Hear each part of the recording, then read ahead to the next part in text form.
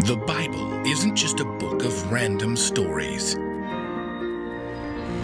It's 66 different books that come together to tell one story. An incredible one. About God's love for us. And now for an amazing story.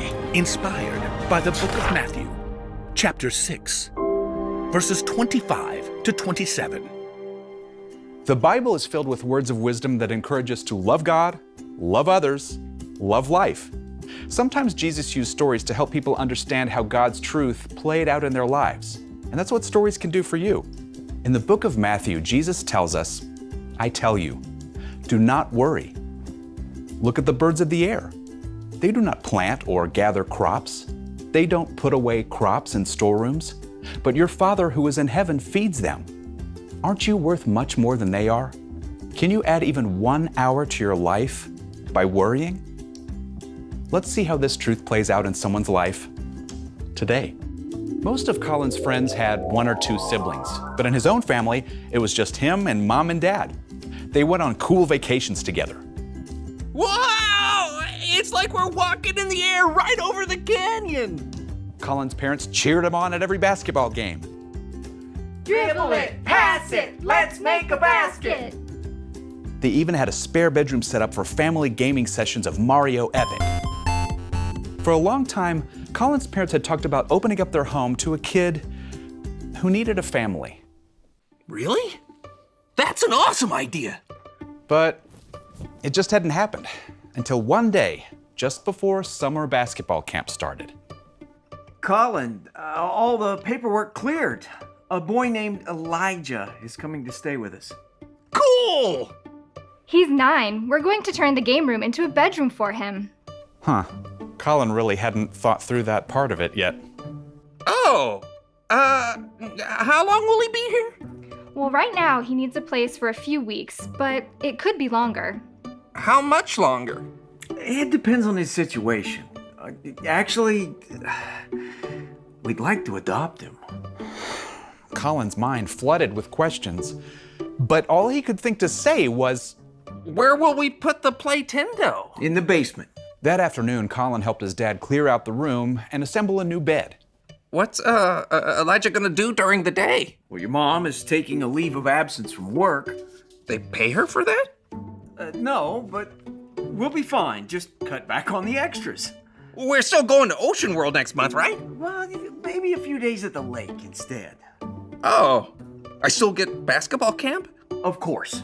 And you'll still travel to all my games? We just don't know yet, Colin. This is new for us, too. Yeah, well, you gotta choose.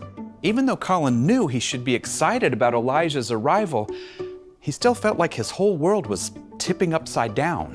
When Elijah finally arrived with one single duffel bag, he did his best to make the quiet kid feel welcome. Put this really cool wall hoop in your room. It used to be mine. Oh, Wanna shoot some hoops in the driveway? I don't really play. That was the most Elijah said all evening before disappearing up to his room immediately after dinner. He didn't even say goodnight. I'll go check on him. Elijah's been through things we can't even imagine, Colin. Give him some time. Colin flopped down on the couch. At least things will be normal at camp. But they weren't. Johnson, get over here. Colin hurried over to Coach Winter. I want you to practice with the second team. Second team? We got a deeper bench this year. You'll work your way back up. Yes, sir. Colin had been a starter on his team ever since he began playing, and now he just felt like a heavy weight had landed on his stomach, and his playing showed it. Coach called him over at the break. You okay, Johnson? Yeah. No. We've got this kid staying. He's my, foster... Foster brother? Yeah, I guess. Yeah, you'll be a great brother. I don't think he wants to be a brother. Colin didn't want to look at Coach, so he just dribbled the ball instead. You know, I moved in with my uncle and aunt after my folks died. I was 10. Oh. Yeah. Wow. Yeah, it was a hard year for all of us. Really rough. And I already knew them. Elijah may take a long time to open up, but you gotta just keep reaching out. I'll try. I just. Everything's upside down. Nothing's working out like I thought. Coach nodded, and they sat in silence for a moment. There's a verse that helps me a lot when things aren't making sense.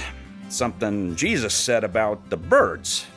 You know, they don't make any plans. They don't know what's gonna happen or how they're gonna eat, but God gives them food anyway.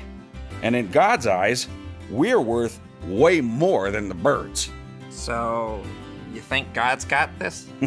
For you, for Elijah, for your whole family. You can be sure of it. Colin took a deep breath.